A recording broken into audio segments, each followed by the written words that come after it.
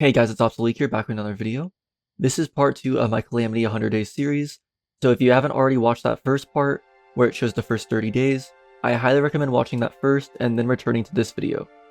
In the last episode, we just hit day 30 and defeated the Wall of Flesh.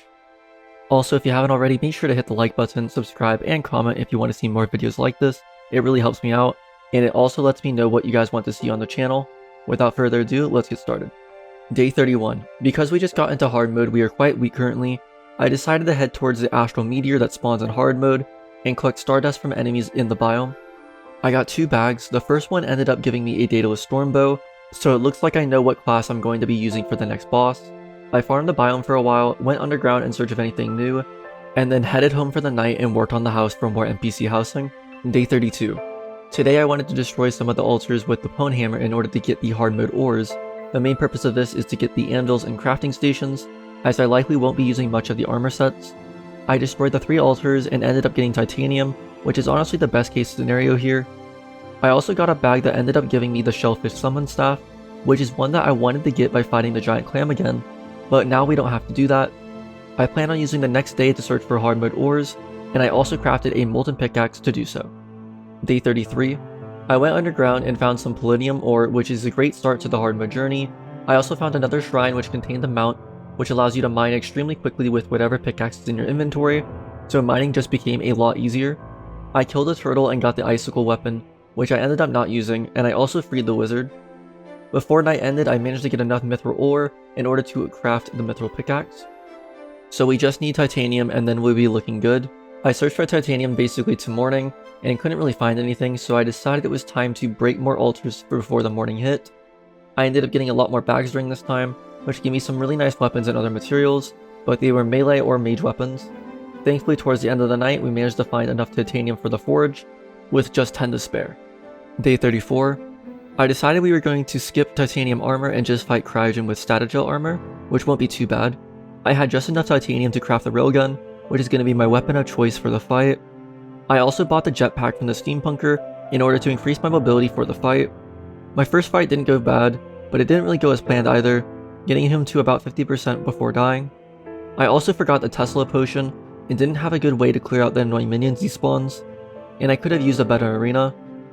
I needed more materials to summon him, so I needed to farm some snow biome enemies, which I did during the nighttime to prepare for day 35, which gave me a ton of bags, one of which included a weapon from the earth elemental, the slag magnum, which reduces enemies' armor whenever you hit enemies with it, which will be very useful for the future. I also expanded the arena using the drill mount during this time. Day 35. By the end of day 34, I had enough materials for 2 cryogen summons, so hopefully we can take him out here. My first attempt of the day went really bad as I once again forgot a Tesla potion, which is pretty unfortunate. The second attempt went absolutely amazing though. I had some insane dodges and the fight went pretty smoothly, no complaints there. I opened his boss bag and I got the new wings.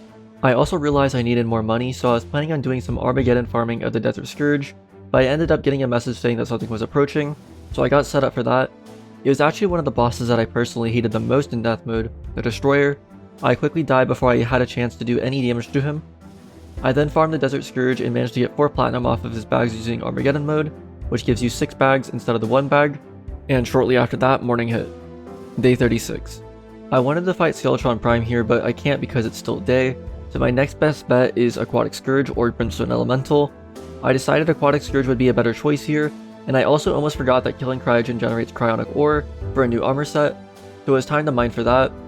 I also realized that I needed a titanium pickaxe in order to mine it, so it was time to look for that first. While looking for that, one of my summons must have hit a larva as the queen bee spawned and quickly killed me while I was at low health. I did find my first life fruit though.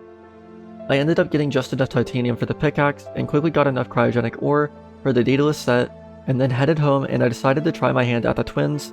The twins attempt didn't go so well, and I think I need better wings as well as a better arena, so it was time to work on that. Day 37. I decided to reroute from the twins to Aquatic Scourge, and so I made some upgrades like getting frost wings and a better bow. I nearly did my first attempt at him no hit, and well, I feel like this clip says everything you need to know. The good news is that I can totally take him at this stage, and I was playing really well. It didn't take long before he went down and his loot was mine. The acid rain started, which I cleared during the nighttime, and after that, morning arrived. Day 38. At morning time, I decided to do a pirate invasion, because there's a small chance of getting some really good items from it. and I ended up getting the very item that I was looking for, the Arbalest, and should make it a bit of an easier time for me. I decided to check out the Brimstone Crags today, and see if we may be able to take on the Brimstone Elemental. The first attempt went decent, getting her to about 17% before death. The next attempt went much smoother, and I managed to get her down without any trouble, and had some really nice dodges, and I was playing really well. After defeating her, I got some charred ore, because now I can mine it, and then headed back home to craft some new goodies. By the time it was night, I figured it was finally time to give the twins a visit again. The twins didn't go too well again, and I realized this whole time I've been functioning without a rotted Discord, which means it's time to change that. Day 39. I first remembered that you can craft a rotted Discord in Calamity Mod, and saw that you needed 5 chaos fish, which can be fished from the underground hollow. I fished for a while, but couldn't get a single one of these things, and I was getting pretty impatient, so I started banking on getting a lucky drop from the chaos elementals. I don't know when or where I got it from, but when I decided to head home as it was taking too long, I saw one in my inventory, so I must have missed it when I picked up, or gotten it from the bag when I wasn't paying attention, but no complaints there. Day 40. Because it was daytime, I couldn't fight the twins or any other bosses, so I decided to head to the jungle to get more life fruit, and make some small improvements to the arena until night hit. By the time night hit, I went from having 410 health all the way to 460, so I felt pretty good about the progress made there, along with getting some better armor. I was in the ocean preparing for the arena for the mech bosses, and I got a message saying that something was approaching, and I really thought it was going to be one of the mechs, but it turned out to be Fish Run, which I stood absolutely no chance against with my current gear, and I died very quickly. I headed back home and tried my chances against Skeletron Prime, and I defeated him just before the time ran out, and morning hit. Day 41. I crafted the bazooka weapon, which is a special weapon that deals tons of damage, but ammo is very limited, and you can only use it twice per boss battle. I plan on using this for the Destroyer as I'm not a big fan of the boss, and I find him quite frustrating to deal with in death mode. Because it was daytime again, it was time to farm up some more life fruits to get to that 500 HP mark that we want to be at. I got to 485 HP before I accidentally spawned a queen bee in a very tight place, and died for it. After coming back, the life fruit finding resumed. I got one more life fruit and then got a message saying that something was approaching, which I assume was Plantera, as I was in the jungle, so I decided to mirror home to avoid that. I then returned to the jungle after a while to continue farming life fruit, and guess who showed up? Plantera. The fight honestly went better than expected, but I did end up dying. I think with a better arena setup I would have a chance at it though. I got the final 2 life fruit I needed, and then got ready for the Destroyer fight.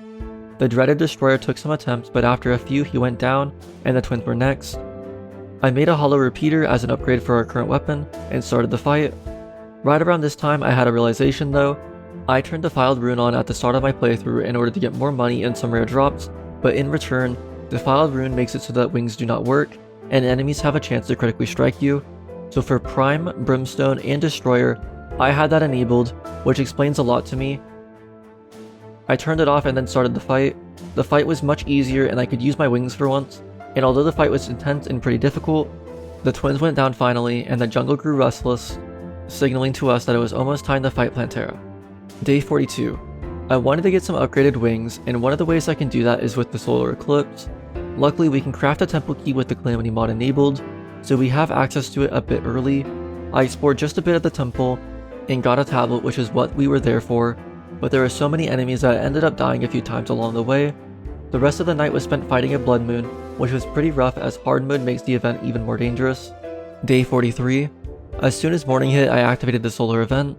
The main thing I wanted here is broken bat wings to make bat wings, which will increase my mobility drastically during the nighttime. I got a ton of loot from all the enemies that spawned, and by the end of the event, we had more than enough materials to craft the wings that we wanted. Day 44. I realized we were actually 2 upgrades behind on our boots, so we were having more trouble than we should have with some of the boss fights.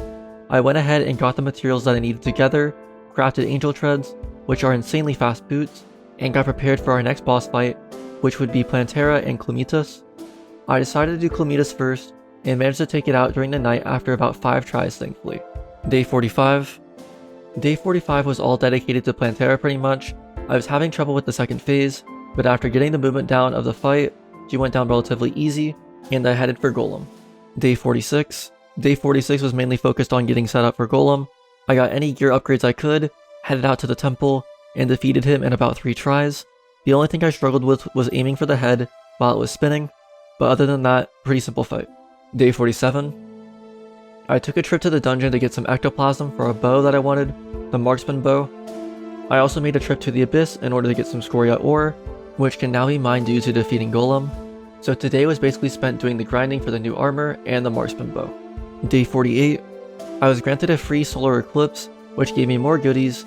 Nothing very eventful beyond that, as the solar event takes the entire day. Day 49, I was trying to get a bit more gear before we take on Leviathan and Anita, and needed some more things. So I went mining for some resources to finish up my armor set and upgrade anything else I could. I also did a few attempts at the Leviathan and Anita fight, which didn't go super well. Days 50 to 75.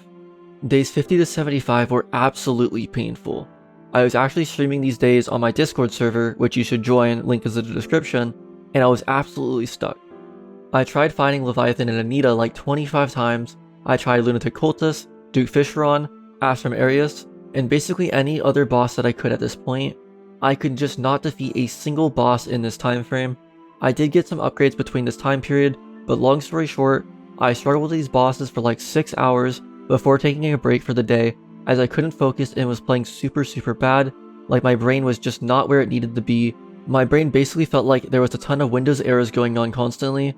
I was running into so many projectiles that I could clearly see, or rata discording directly into projectiles, and much more. Point is, I was not having a fun time and was not making any progress.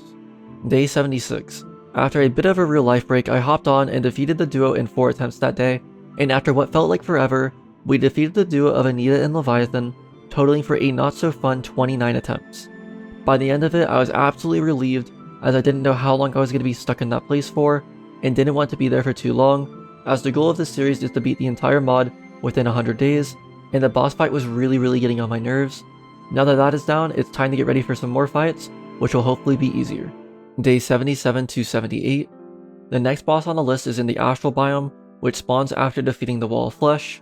This one is one that I don't really have a ton of practice on. Before doing that, I wanted to get a quick health upgrade, so we are at our absolute best. All the materials we needed were from the jungle biome. The bad part about it is some of the materials are pretty difficult to get, as they are rare drops from these enemies. I spent the bulk of the 2 days inside the jungle biome, trying to get enough materials to craft the miracle fruit, which increases my health by 25. By the end of day 78, we ended up crafting it, increasing our health total to 570. Days 79 to 80. These days were both spent doing Astrum Arius attempts. This boss was harder than I remembered, and the moon spawns he summons to chase you that explode into large explosions are really annoying to deal with. Luckily, after around 10 tries he went down, and we could then move on to our next boss, which was Plaguebringer Goliath. Progress is getting a little bit slower at this point, and I'm still hoping that we can reach the 100-day mark though. Day 81. Day 81 was pretty much entirely spent trying to do Plaguebringer Goliath, the Jungle Bee boss. It took some time, but after 8 attempts, the boss went down and its loot was ours. Next up was Duke Fisheron, and after that we only have 4 bosses left of hard mode, which is absolutely insane. Day 82. Luckily Duke Fisheron is a boss that I practiced quite a long time ago, so he went down pretty quickly during the morning time with 3 attempts. Next on the list was Ravager, which ended up taking a bit more time than expected to defeat, but he went down after a few attempts. The rest of the night was spent trying to fight the next boss in the lineup, Astrum Deus, which was a bit difficult for me, but after a few attempts and getting some better weapons, he did go down as well. Day 83. The only thing I could really do here is fight the Lunatic Cultist, and he was previously giving me trouble from days 50 to 75, but I managed to almost no-hit him in one of my first attempts, and after defeating him, the pillar spawned and we were very close to Moonlord. Day 84. Day 84 was basically entirely dedicated to taking out all the pillars, the solar one being the most annoying one of all. I tried to farm as many fragments as I could, as we were going to need them, and I got prepared for the final fight of hard mode. I did one Moonlord attempt after defeating the pillars, which didn't go quite great, but it wasn't all bad either. Day 85. Today was all dedicated to the Moonlord, and after doing 3 attempts he went down, and man does it feel good to get this much progress within this little of time. By defeating him, a bunch of the stuff in the world changes, and we are basically right back to being fairly weak, so it's time to get some better gear once again. Day 86. Because we just defeated the Moonlord, a ton of different things in the world change. More powerful enemies will start spawning, new ores can be found, and new bosses can be fought. The first thing I needed to do was to upgrade anything I could, as things were going to get really difficult from this point on. I went ahead and explored and got some exodium clusters from the planetoids above, killed some new enemies for some loot, and crafted a new weapon after a lengthy recipe, the Elemental Blaster. which will make the first boss fight of Post Moonlord much simpler. Day 87. The first thing we did on day 87 was fight the Profane Guardians, and after 3 attempts they went down quite easily. This boss personally never gave me a lot of trouble, as long as you have the right gear. With them down, it was time to set up for Providence, a much harder fight in my book. There is one weapon that I really love to use for this fight, which is the Elemental Eruption, a flamethrower that does really well in all parts of the fight, so my first step was to get that, which required a few different flamethrowers from various bosses. We were thankfully only missing 2, one of them was from the Wall of Flesh and the other one was from the Plaguebringer. So today we refought them for those items, and then we ended up getting the flamethrowers that we needed and crafted the Elemental Eruption. The first Providence attempt went pretty badly. I really needed to expand my arena for this fight. Luckily, by the time that night was hitting, she went down in about 10 tries. My arena was definitely not ideal, but she did go down eventually. Now that we have defeated Providence, a new ore is generated, so it's time to get mining again. Day 88. Day 88 was spent trying to find the new ore, which generates in fairly small chunks in the jungle, so it's pretty difficult to find enough to get what we need for the weapons, armor, and accessory upgrades, so I just kept farming and looking for the ore. Day 89. After farming for a long while, I was able to upgrade a few things, most importantly my armor set and weapon. It is now time to take on the 3 sentinels, and personally I always like to start out with the Stormweaver in space, as I personally find him the easiest. He went down in a few attempts, and I think I learned my lesson to not do small worlds, as what is considered space is not a very big area at all, making the fight more difficult than it should have been. Next up was Cygnus. Day 90. Day 90 was mainly spent getting some upgrades for the Cygnus fight, ones that do really good damage to him as well as any other accessory upgrades I could get. Afterwards I went ahead and fought him, and he gave me more trouble than usual, but he did go down at the end of the day. Day 91. Day 91 was all about Ceaseless Void, which is a boss I am not a super big fan of as its fight is pretty weird, and it takes place in the dungeon, which is not a great place to fight any bosses really, and dealing with dungeon enemies while making a dungeon arena is really tedious. After some attempts, he went down and it was time for Poltergeist. Day 92. Poltergeist is a boss that can be either really difficult or really easy depending on the day for me. My first ever attempt at him in death mode I did him first try, so we will see how this goes. Poltergeist ended up giving me a harder time than I thought, taking the majority of day 92 to defeat. Day 93. With Poltergeist down, we can now fight Old Duke, who I decided to skip as I don't really feel like he drops anything good to me, and I find him a bit annoying, so it's time for Devourer of God instead. Devourer of God's fight is pretty easy, the only real threat is getting hit by the head and instantly dying, so after a handful of attempts, he did go down, and the Pumpkin Moon and Frost Moon events were awaiting us in order to get some new powerful upgrades. Days 94 to 95. Days 94 and 95 were both spent doing the Frost and Pumpkin Moon events in order to get the energy we needed to create new gear. Day 96. Day 96 was focused on Phase 1 of Yaron, a boss I would consider to have quite a weak spot for. I think everyone has one boss that gives them a lot of trouble, and he is definitely mine. Thankfully we got his first phase down after quite a bit of attempts, and as soon as morning hit, it was time for the buff Solar Eclipse to get some better gear using Dark Sun fragments. Day 97 was all about the Solar Eclipse and getting enough fragments to craft better gear for one of the last bosses of the mod. I cannot believe that we've gotten this far. The solar event lasted an entire day, so other than some crafting, that is really all we did. Day 98. Today was the day that we defeated Yaron Phase 2, and let me tell ya, it was quite the fight. At one point I was at 6 health, and by the end of the fight I dealt the final blow with only 50 health, so we were just one hit away from death, but luckily we pulled through. Upon defeating Yaron, there were only 2 things left to do, mine Auric Ore and defeat S-Cow, so I got started on the Auric Armor, which took the remaining of the day we had after we defeated Yaron. Day 99. Today could be the final day of our journey. We have 2 full in-game days to defeat S-Cow, and this is a pretty difficult boss, so it's finally time to find out what is going to happen here. Will we be able to defeat the final boss within the time limit, or will we need more than 100 days? Time to find out. Day 99 my attempts were pretty bad, not really getting too far. I think my nerves were definitely starting to get to me here, so when morning hit and day 100 started, I decided it was time for a quick breather, as I only had one more in-game day to do this challenge. Day 100. My first attempt went amazing. I got her down to 20% health and had some really good adrenaline going as well. Slowly but surely we did end up making a lot of progress, and after 100 days and 40 attempts, S-Cow went down, which means we beat Calamity Mod in 100 days. I was really worried we weren't going to be able to make it in time, but turns out 100 days was just enough time for me at least. If I didn't end up getting stuck as much, this challenge would have been a lot easier and I would have been able to do it with lower days. But honestly, not that bad for death mode. Thank you guys so much for watching my journey of 100 days in death mode. I hope you guys enjoyed it, and if you did enjoy, make sure to leave a like, comment, and subscribe if you're new to the channel. Thank you guys for watching.